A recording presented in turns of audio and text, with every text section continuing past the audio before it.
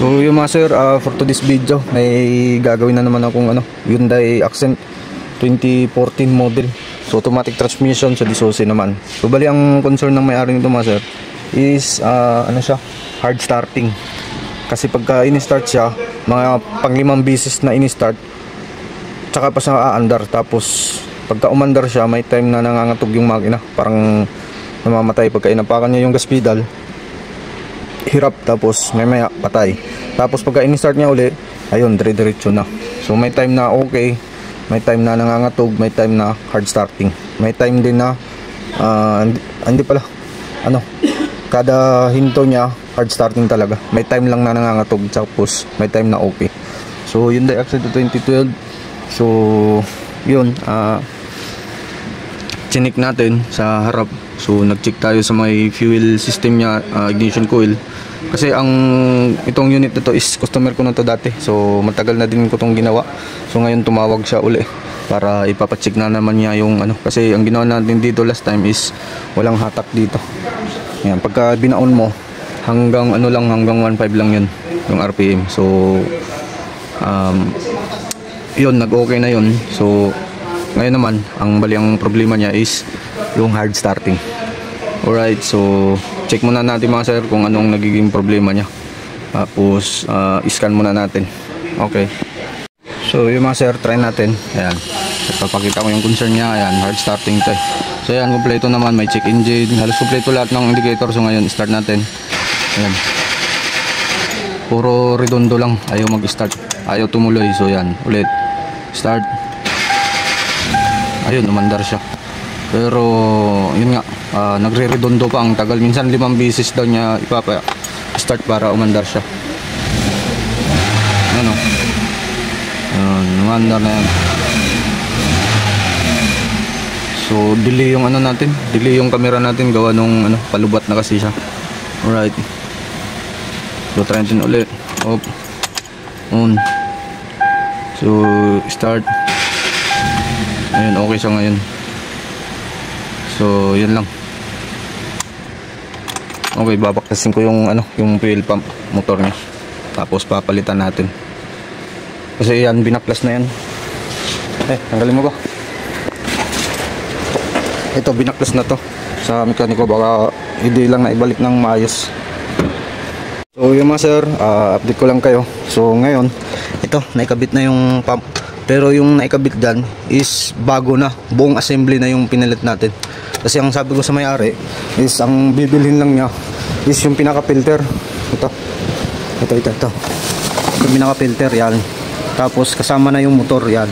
Pero ang binili niya is bago na, bagong assembly yung pump. So pang pang Hyundai Accent na 2014. So yan yung niya. So yung mga stock niya, yan. Ito yung housing. So bumili siya ng bago, yan yung karton. So hindi ko lang napakita mga sir. So ang problema kasi nito is hard starting. Tapos ang nakita namin problema pala dito niya sa pump na to is ginawa na to sa mekaniko dati. Ngayon nagpabili daw siya ng ganito. Ito bago rin to. Nagpabili siya ng bagong filter assembly kasama yung pump. Ang nangyari kasi itong hose is may may butas sa dito. Yan, sa pinakadulo. So yan, ako na nagputol nito. Pinutol ko na kasi ang tigas niya bunutin. So ngayon, ito kasi pagka on pa lang ng susi, ayan, nirekta namin dito sa battery. Yan, gamit tester. So nung nirekta namin, nasirit lang sa gilid ng hose. So kaya pagka pina-start siya, hard starting, gawa ng low pressure yung gasolina dahil dun sa may hose na yan. So may may singaw. So kaya ang tagal niya mag-start. So ngayon bumili na siya ng bago. Hindi na lang daw yung filter. Yan, para wala na siyang pag-iisipan pa. So yun, tinis natin. Sobrang lakas. Hindi ko siya mapigilan yung yung pinakalabasan ng gas. So dahil sa sobrang lakas. Bago kasi. So andito pala tayo ngayon sa sa may Pasay. Alright, so yan, Hyundai Accent. So yan, kinabit na lang.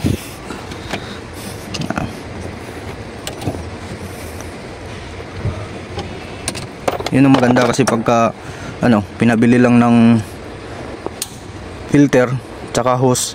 Ang ginawa ni sir, bumili na lang siya ng bago para wala na siyang problemahin.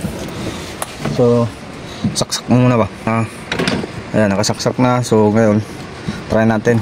So naka-bleeding na yun dun. Ayan, let off, on, let off, on, tapos start. Ayan, tingnan natin kung one click. Ito normal to, mag hard starting gawa nung puro hangin pa. Ayun, mandar na.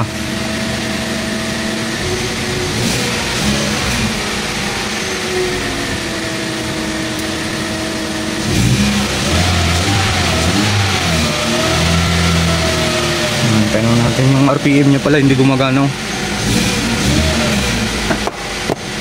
Uy, ayaw. So yan, try natin patayin. On, uli, start. Tingnan natin kung magwa one click kasi kada up, bawat up nya hard start. So ngayon try natin i-start. Ayun, one click na. Oh, one click na lang. Ayan, oh, tapos may power na. Kanina ano siya, delay. Pagka inapakan mo yung gas, halos naibaon mo na yung gas pedal. Ang RPM nya is ano, padandahang umaangat. Dandahang aangat yung gas. Ito, konting apak lang, oh. Ayan din, konting apak lang. Ayan, oh, angat diretso. Magti 3,000 na agad. So yun sa kanya, kahit nakabaon na, tsaka pa sa magti 3,000. So yun, 5,000 nga. Kanina hindi umaabot ng 5,000. Okay. So yun, may kabit na. Kinabit na namin. Oh, yan ang sobrang tining ng makina. Alin sir? Yung ilaw na hindi kasi sa gabi. Meron dyan eh. Yung wire kasi ba yun? Sinikso daw dito yun. Ah, yung ito sa paglight? Oh, bago pala no? Bago yung paglight nya. Nagdilim sa gabi. Andyan daw yun. Oh, ito. Ay, lalagay na lang din natin. Ito. Itong meron to. Lalagay na lang din natin para gagana siya. Okay. So, try natin uli. Okay. Yun uli. Off. On. Ito naman. Start. Okay. Start. One click. One click start. Ulit. Try natin. Start. One click. Ang bilis. Napakabilis. Wala na siyang wala na siyang redondo eh. Unang pitik pa lang ng starter, under na agad eh. Oh, tip-top. Alright, so sold na to. Hyundai Accent 2014 automatic transmission sa Disusi naman. So sold.